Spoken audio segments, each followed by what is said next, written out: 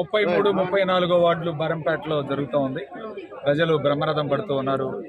జగన్మోహన్ రెడ్డి గారిని గెలిపించుకోవాలి, అట్లానే నర్సరావుపేటలో గోపిరెడ్డి గారిని, అనిల్ కుమార్ యాదవ్ గారిని ఇద్దరిని కూడా గెలిపించుకోవడానికి ఓటర్లు ప్రజలు సిద్ధంగా ఉన్నారని చెప్పి ఈరోజు తెలియజేస్తూ, అట్లానే ల్యాండ్ టైటిలింగ్ యాక్ట్ మీద ఈరోజు తెలుగుదేశం పార్టీ ఒక దుష్ప్రచారం చేస్తుంది. అదేదో ఆంధ్రప్రదేశ్ రాష్ట్రంలోనే అమలు చేస్తున్నట్లు, అదేదో జగన్మోహన్ రెడ్డి గారు మాత్రమే ఈ పొలాలు లాక్కోవాలి, స్థలాలు లాక్కోవాలని చెప్పి ఫేక్ డాక్యుమెంట్, ఫేక్ జీవో ఒకటి సృష్టించి ఆ జీవోని సర్క్యులేట్ చేస్తూ ఇవాళ దుష్ప్రచారం చేస్తున్నారు. దీన్ని తీవ్రంగా ఖండించాలి, ప్రజలు తీవ్రంగా ఖండిస్తున్నాం. ఎందుకంటే ఈ యాక్ట్ తీసుకొచ్చింది ఆంధ్రప్రదేశ్ రాష్ట్రం కాదు, ఇది కేంద్ర ప్రభుత్వం తీసుకొచ్చిన యాక్ట్. కేంద్ర ప్రభుత్వం అమలు చేయాలని చెప్తే ఇది హైకోర్టులో పెండింగ్ ఉంది, హైకోర్టులో కేసు జరుగుతూ ఉంది, ఇంకా హైకోర్టు జడ్జిమెంట్ రాలేదు.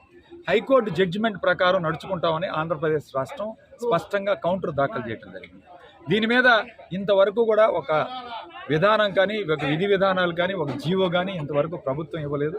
కేవలం జగన్మోహన్ రెడ్డి గారిని ఓడించడానికి, జగన్మోహన్ రెడ్డి గారు ఈరోజు గెలుస్తున్నాడు, ఆయన మీద ఒక దుష్ప్రచారం పెట్టాలని ఒక ఆలోచనతో వీళ్ళు చేస్తున్నారు తప్ప మరొకటి కాదు అని చెప్పి ఈరోజు స్పష్టంగా ప్రజలకి మీ ద్వారా తెలియజేస్తున్నాను. ఖచ్చితంగా ఇదంతా కూడా fake GO, fake news create చేయటం వీళ్ళకి అలవాటు. అట్లానే ఎన్నికల మేనిఫెస్టో క్రియేట్ చేశారు. ఈరోజు ఎన్నికల మేనిఫెస్టోలో స్వయంగా వాళ్ళే ఒప్పుకున్నారు, ఈ ఎన్నికలు ఏదైతే తెలుగుదేశం పార్టీ మేనిఫెస్టో అమలు పరచాలంటే సంవత్సరానికి 12 లక్షల కోట్లు బడ్జెట్ కావాలి. మన రాష్ట్ర బడ్జెట్ 2,80,000 కోట్లు ఇప్పటివరకు, అంటే సుమారు 5 రెట్లు పెరగాల్సిన అవసరం. ఈరోజు 5 రెట్లు ఎలా పెరుగుతాయంటే ఒక్క 6 నెలల కాలంలో ఏ విధంగా పెరుగుతాయి? చంద్రబాబు నాయుడు మళ్ళీ మోసం చేయడానికి వచ్చాడు, మళ్ళీ దగా చేయడానికి వచ్చాడు ప్రజల్ని. ఆయన ఎప్పుడు కూడా ఇచ్చిన హామీలు నిలబెట్టుకోలేదు. ఇవి కేవలం ఎన్నికల కోసం చంద్రబాబు నాయుడు చేస్తున్న నాటకాలు, డ్రామాలు. దయచేసి ప్రజలు నమ్మొద్దని చెప్పి ఈరోజు తెలియజేస్తూ, ఆయన ఇస్తున్న పథకాలు కానీ, చేస్తున్న పథకాలు కానీ పచ్చి మోసం అని మీ అందరికి గతంలో తెలుసు. డ్వాక్రా రుణాలు మాఫీ కానీ, రైతు రుణమాఫీ కానీ, బంగారం ఇంటికి తీసుకొచ్చి ఇస్తానన్నాడు, ఇంటికి బాబు వస్తే ఇంటికి ఒక జాబ్ అన్నాడు.